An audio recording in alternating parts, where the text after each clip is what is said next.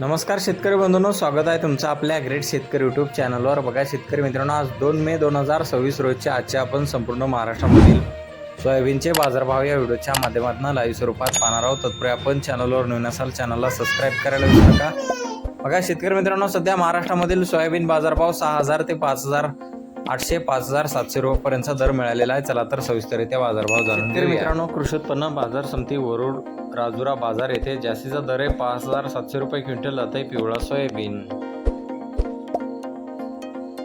बघा पुढील बाजार समिती अंबेजोगाई बीड येथे जास्तीचा दर आहे 6076 रुपये क्विंटल, सर्वसाधारण 6000 रुपये क्विंटल जात आहे पिवळा सोयाबीन। बघा पुढील बाजार समिती सेनगाव हिंगोली येथे जास्तीचा दर आहे 5600 रुपये क्विंटल, सर्वसाधारण 5500 रुपये क्विंटल जात आहे पिवळा सोयाबीन। बघा पुढे आहे चांदूर रेल्वे, या ठिकाणी जास्तीत दर आहे 5935 रुपये क्विंटल, सर्वसाधारण 5500 रुपये क्विंटल जाते पिवळा सोयाबीन।